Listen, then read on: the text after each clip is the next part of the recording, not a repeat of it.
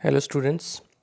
कल के वीडियो में हमने सीखा था कि वैकेंसी डिफेक्ट और इंटरस्टिशियल डिफेक्ट क्या होते हैं, अंतराकाशी दोष और रिक्तिका दोष के बारे में, जो कि अनआयनिक सॉलिड के अंदर पाए जाते हैं। आज हम सीखेंगे कि आयनिक सॉलिड के अंदर कौन कौन से डिफेक्ट होते हैं। यानी कि कल मैंने वैसे बात कर दी थी कि शॉटकी डिफेक्ट और फ्रैंकल डिफेक्ट पाए जाते हैं, तो उनके बारे में आज हम डिटेल में पढ़ेंगे। आपके सामने जो ये स्ट्रक्चर है, ये एक आयनिक सॉलिड के क्रिस्टल लैटिस की स्ट्रक्चर है। आयनिक सॉलिड के क्रिस्टल जालक की संरचना आप देख रहे हैं, और इसमें आप देख रहे हैं कि जो अवयवी कण है, कॉन्स्टिट्यूएंट पार्टिकल हैं, वो आयंस हैं, ए पॉजिटिव बी नेगेटिव से, जिनको शो किया हुआ है। तो इसमें हम देखेंगे कि एक कैटायन जो है वो एनायन के द्वारा घिरा रहता है, और एक एनायन जो है वो कैटायन के द्वारा घिरा रहता है। तो इस स्ट्रक्चर में हम देखेंगे कि शॉटकी डिफेक्ट और फ्रैंकल डिफेक्ट जो है वो कैसे पैदा होता है। फर्स्ट ऑफ ऑल हम बात कर लेते हैं शॉटकी डिफेक्ट की। तो शॉटकी डिफेक्ट है क्या? मैं पहले आपको इसका डायग्राम दिखा देता हूँ। ये देखिए, ये शॉटकी डिफेक्ट का डायग्राम है। इसके अंदर एक आयनिक क्रिस्टल है जिसके अंदर ए पॉजिटिव और बी नेगेटिव आयंस जो हैं वो बने हुए हैं। तो इसमें हम देख रहे हैं कि देखिए, एक ए पॉजिटिव यहाँ से गायब हो गया क्रिस्टल लैटिस में से, और उसी के साथ आप देख रहे हैं कि एक बी नेगेटिव बी यहाँ से मिसिंग हो गया है। यानी कि एक कैटायन वैकेंसी बनेगी और उसी के साथ एक एनायन वैकेंसी बनेगी, और वो दोनों जो पार्टिकल हैं, जो आयंस हैं, वो इस क्रिस्टल लैटिस से बाहर चले जाएंगे। तो शॉटकी डिफेक्ट के अंदर कैटायन और एनायंस जो हैं वो इस क्रिस्टल लैटिस से बाहर चले जाते हैं। अगर ये बाहर चले गए तो इसका मतलब इस क्रिस्टल की जो डेंसिटी है वो डिक्रीज़ हो जाएगी। डिक्रीज़ होने के कारण आप देख रहे हैं कि अगर ए पॉजिटिव और बी नेगेटिव दोनों गए हैं तो इसकी इलेक्ट्रिकल न्यूट्रलिटी जो है वो बनी रहेगी। तो आइए हम इसके पॉइंट्स देख लेते हैं। द एटम और ions are missing from their normal lattice site, यानी कि अपने लैटिस साइड से जो आयंस हैं वो मिसिंग हो जाते हैं, मतलब वो वहाँ से गायब हो जाते हैं। और जहाँ से वो गायब होते हैं, जहाँ पे जो खाली जगह बनती है, उस खाली जगह को वैकेंसी या हॉल कहा जाता है। हॉल कहा जाता है। इलेक्ट्रिकल न्यूट्रल रहने के लिए, यानी कि विद्युतीय रूप से ये उदासीन रहने के लिए, एक कैटायन अगर जाएगा तो उसके साथ साथ एक एनायन भी जाएगा। तो ये आपको याद रखना है। एक क्वेश्चन बनता है कि शॉटकी डिफेक्ट के लिए कौन कौन सी कंडीशन होनी चाहिए। तो ये आपको याद रखना है कि हाई कोऑर्डिनेशन नंबर होना चाहिए, यानी कि जो समन्वय संख्या है वो ज़्यादा होनी चाहिए। और दूसरी कंडीशन ये है कि आयंस का जो साइज़ है कैटायन और एनायन का, वो आपस में लगभग बराबर होना चाहिए, सिमिलर साइज़ होना चाहिए। डेंसिटी जो है वो डिक्रीज़ होगी ही। और एग्जाम्पल आपको इसके याद रखने हैं: NaCl, KCl, KBr, CSCl और AgBr।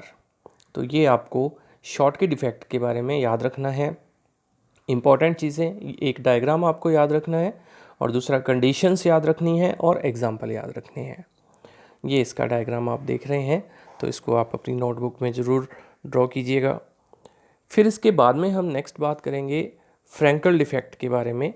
तो फ्रैंकल डिफेक्ट्स में क्या होता है कि शॉटकी डिफेक्ट में तो आपने देखा था कि एटम्स, जो आयंस जो हैं वो बाहर चले गए, लेकिन फ्रैंकल डिफेक्ट में क्या है कि जो कैटायंस या एनायंस जो हैं वो क्रिस्टल लैटिस को छोड़कर बाहर नहीं जाते, बल्कि उसी के इंटरस्टिशियल अंतराकाशी स्थानों में फिट हो जाते हैं। जैसे कि आप इस डायग्राम को देखिए कि यहाँ से ए जो है, कैटायनिक वैकेंसी जो है, वो यहाँ से ए गायब हुआ, और ए गायब होकर बाहर ना जाकर इसी क्रिस्टल जालक के अंदर जो वैकेंट स्पेस था, जो अंतराकाशी स्थान था, वहाँ पर जाके फिट हो गया है।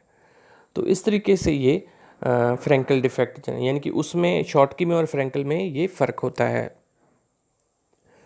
क्योंकि इसके अंदर जो कैटायन है वो अपने अंतराकाशी स्थल में चला गया है, इंटरस्टिशियल स्पेस में चला गया है, तो इनको हम इंटरस्टिशियल डिफेक्ट भी कहते हैं।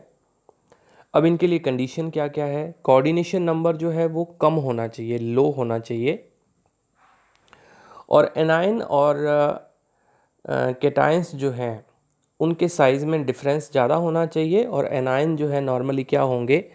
Much larger than cation. Normally आप जानते हैं फाइजान्स रूल के अकॉर्डिंग कैटायन जो है वो स्मॉलर होते हैं, एनायन जो बड़े होते हैं, तो उनके साइज़ में ज़्यादा डिफरेंस होना चाहिए। ये फ्रैंकल डिफेक्ट्स के अंदर आपको याद रखना है। AgCl, AgBr, AgI और ZnS इसके एग्जाम्पल हैं। और एक पॉइंट आपको ये याद रखना है कि AgBr एक ऐसा कंपाउंड है जो शॉटकी और फ्रैंकल डिफेक्ट दोनों को शो करेगा। तो AgBr पे आपको ऑब्जेक्टिव क्वेश्चन आएगा, इसको आपने याद रख लेना है। दोनों में डिफरेंस मैं बता दूं आपको, शॉटकी में पार्टिकल या एनायन कैटायंस जो भी हैं वो बाहर चले जाएंगे, फ्रैंकल में वो नहीं जाएंगे। तो आप इसको ऐसे याद रख सकते हो। शॉट की याद रख सकते हो कि जब क्रिकेट खेलते हैं तो जब बॉल के ऊपर शॉट पड़ता है तो शॉट पड़ते ही बॉल क्या होती है? मैदान से बाहर चली जाती है। तो आपको ये याद रखना है कि शॉट की डिफेक्ट के अंदर जो पार्टिकल हैं वो क्रिस्टल जालक से बाहर चले जाएंगे। तो ये इसका डायग्राम है। फिर इसके बाद में आ जाता है point defect in non stoichiometric crystal. तो ये अभी तक हमने जो पढ़ा था वो स्टोइकोमेट्रिक क्रिस्टल में था।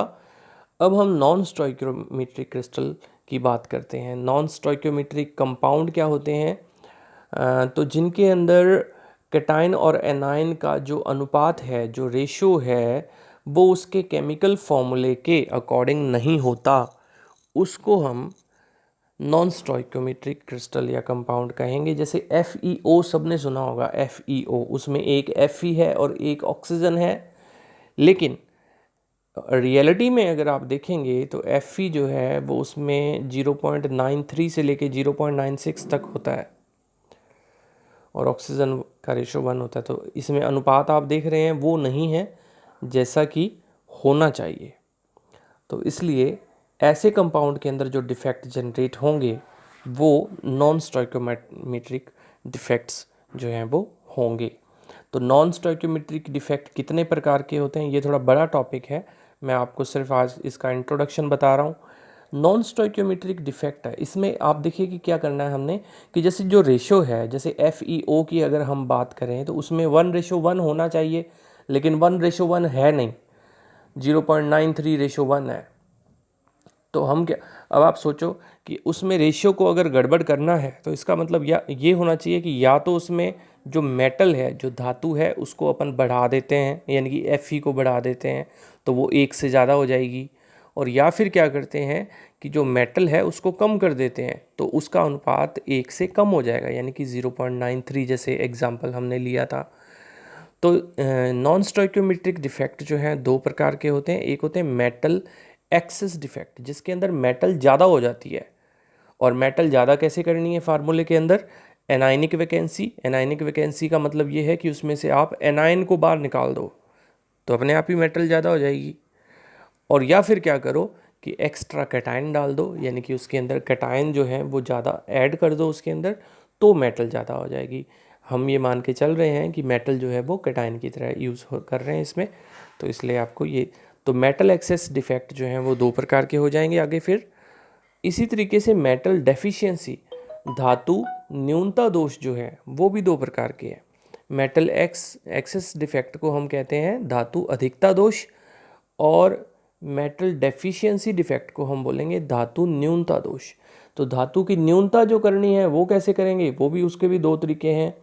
कैटायनिक वैकेंसी, यानी कि कैटायनिक वैकेंसी का मतलब ये है कि धातु को बाहर निकाल दिया जाए, धातु के जो पार्टिकल हैं, जो अवयवी कण हैं, उनको क्रिस्टल जालक से बाहर निकाल दिया जाए तो कैटायनिक वैकेंसी बन जाएगी।